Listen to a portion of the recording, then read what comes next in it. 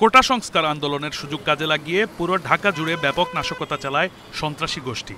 আগুন দিয়ে পোড়ানো হয় পুলিশ বক্স, সরকারি বেসরকারি ভবন, সহস্রাধিক যানবাহন। সাধারণ মানুষের উপরও নির্বিচারে হামলা চালায় সন্ত্রাসীরা।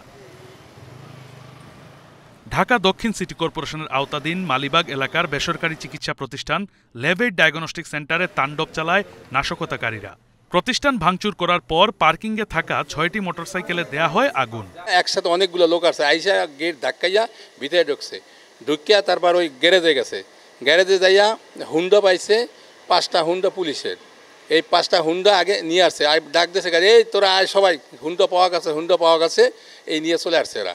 আইন না এখানে সব জ্বালাইছে। জ্বালাবার পরে এখানে একজন আবার লিড দিয়েছে যে তোরা এইটারে ভাঙ। তা আইসা তাড়াতাড়ি আইসারা ওই পিটিয়ে এই গ্লাসগুলো ভাঙছে। আমি হাত পা ধরতেছি, বাবারে তোর হাত পায়ে ধরি, তোর এগুলো ভাঙো কেন, কিসের জন্য ভাঙো এগুলো, এটা তো তোর ক্ষতি করে নেয়। এক পর্যায়ে শুরু হয় লুটপাট। Computer, printer, display monitor, cash কাউন্টারের টাকা নিয়ে যাওয়া হয়। বাধা দেওয়ার পরে ওরা আমার মারধর করছে। আমাদের আরেকজন সিকিউরিটি গুরুতরভাবে অসুস্থ ছিল। আমাদের ক্যাশের টাকা ছিল, ওটাও নিয়েছে ওরা। এসি, তারপরে আপনার মনিটর, সিপিও, স্যাম্পল কালেকশনের যত প্রকারের আইটেম ছিল আমাদের সবই ওরা ওইখানে নিয়ে পুড়িয়ে ফেলেছে, কিছু নিয়ে গেছে। হামলাকারীরা কেউই শিক্ষার্থী না, বরং এরা রাজনৈতিক কর্মী বলে মনে করেন প্রতিষ্ঠানটির ব্রাঞ্চ ম্যানেজার। এদেরকে দেখে কোনো অবস্থাতেই ছাত্র মনে হচ্ছে না।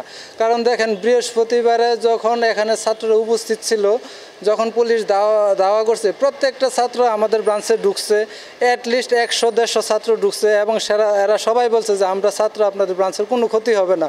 পুলিশ দাওয়া দিছে, আমরা এদেরকে সেবা যত্ন করছি, পানি দিছি, যার যা চাইছে আমরা করছি। এইভাবে কিন্তু বৃহস্পতিবার পুরা দিন এরকম 2-3বার করে ঢুকছে, কোনো আমাদের 1%ও কোনো ক্ষতি করে নাই। অথচ ওই দিন এসে যেভাবে ভাঙচুর করছে, মনে হয় না ওরা কোনো ছাত্রর সাথে কোনো সম্পৃক্ত, কোনো ছাত্র মনেই হয় না কাউকে। শুধু বাণিজ্যিক ভবন আর প্রতিষ্ঠানই নয়, হামলা করা হয় এসব এলাকার আবাসিক ভবনেও। কর্তব্যরত নিরাপত্তা কর্মীকে মারধর, লিফট সহ ভবনের চাবি ছিনিয়ে নেয়া, মিটার খুলে নেয়ার কথা জানান ঘটনাস্থলে উপস্থিত লোকজন। আমাদের এখান থেকে আমাদের এই মনিটর এখানে নিচে এটা ভাঙছে, আর আমাদের ওইখান থেকে গ্যারেজ থেকে 5টা গাড়ি নিছে। নাশকতার ঘটনায় জড়িতদের আইনের আওতায় নিয়ে আসার দাবি ক্ষতিগ্রস্তদের। শাফিউদ্দিন আহমদ, এশিয়ান টেলিভিশন, ঢাকা।